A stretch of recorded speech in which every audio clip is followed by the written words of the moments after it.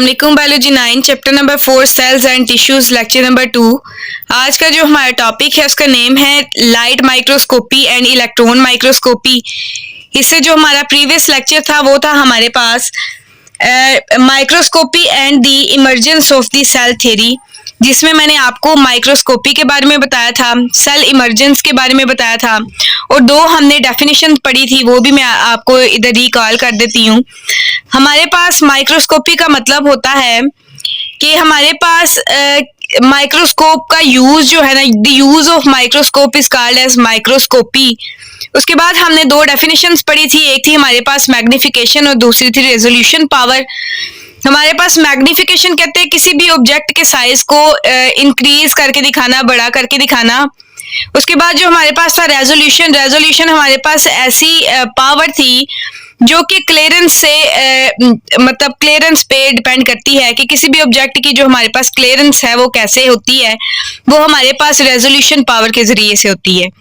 तो ये हमने दो डेफिनेशन पढ़ी थी, माइक्रोस्कोपी के बारे में पढ़ा था।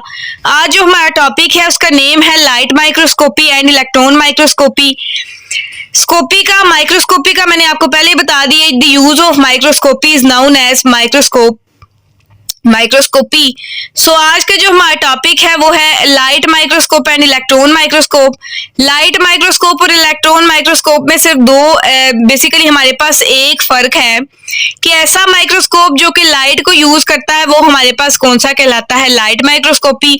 और ऐसी लाइट जो कि विजिबल होती है, विजिबल लाइट हमारी ऐसी लाइट होती है जो कि इंसानी आंख उसको क्या कर लेती है, डिफेंड कर लेती है। उसके बाद इलेक्ट्रॉन माइक्रोस्कोपी में हम जिसका यूज करते हैं वो हमारे पास इलेक्ट्रॉन्स की बेम है जो कि यूज होती है। सो हम स्टार्ट कर लेते हैं। जो आज का हमने टॉपिक पढ़ना है वो सिर्फ हमारे पास ये एक पार्ट है, टाइप है माइक्रोस्कोपी की। तो हम पढ़ेंगे लाइट माइक्रोस्कोप एंड देन हम अपने नेक्स्ट टॉपिक में इलेक्ट्रॉन माइक्रोस्कोप के बारे में पढ़ेंगे। तो हम स्टार्ट कर लेते हैं। लाइट माइक्रोस्कोप, जिसे हम LM भी कहते हैं।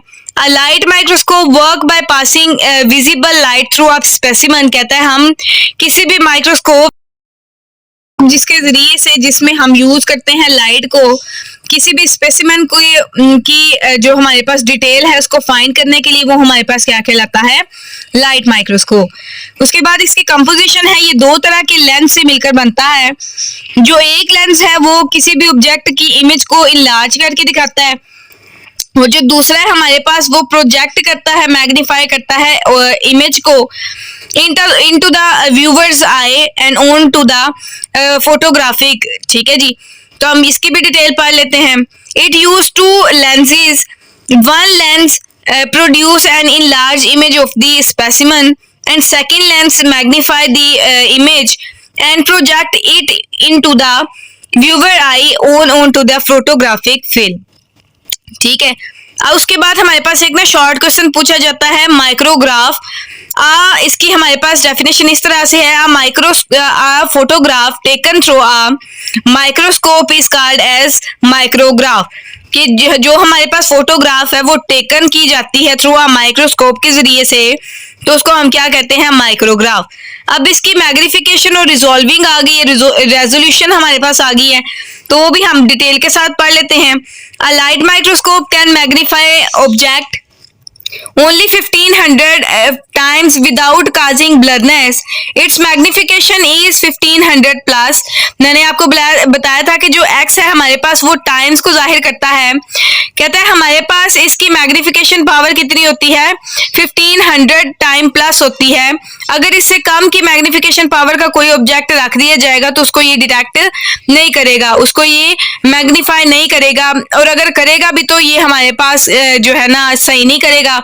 हाँ, और अगर हमारे पास 1500 मैग्निफिकेशन टाइम से इसकी जो हमारे पास क्लियरेंस बिल्कुल ठीक आ रही है, तो इसका मतलब है हमारे पास इसकी मैग्निफिकेशन पावर बिल्कुल ठीक है। ठीक है जी, it resolution power is resolving power is 0.2 micrometre. इसकी जो रिजॉल्विंग पावर होती है वो 0.2 माइक्रोमीटर होती है। माइक्रोमीटर को मिलीमीटर में चेंज करने के लिए हम क्या करते हैं, इसको 1000 के साथ डिवाइड करते हैं।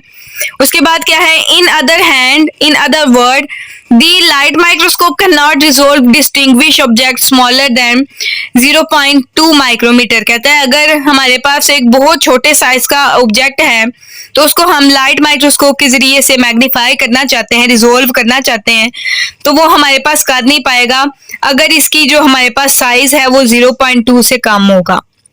यानी कि 0.2 से अंडर हम जो नीचे है उसका साइज ऑब्जेक्ट का साइज इस माइक्रोस्कोप के जरिए से नहीं डिटेक्ट कर सकते, नहीं फाइंड कर सकते, बल्कि हम इसके जरिए से अगर करेंगे तो वो हमें उसकी बाकायदा डिटेल नहीं देगा।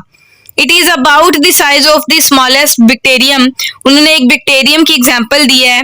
हमारे पास जो वाहिद होता है ना बैक्टीरिया, उसको हम कहते हैं बैक्टीरियम, और जो जमा होते हैं ना बहुत सारे बैक्टीरिया होते हैं तो उसे हम कहते हैं कि ये बैक्टीरिया है। यानी कि सिंगुलर फॉर्म बैक्टीरिया की क्या होती है? बैक्टीरियम।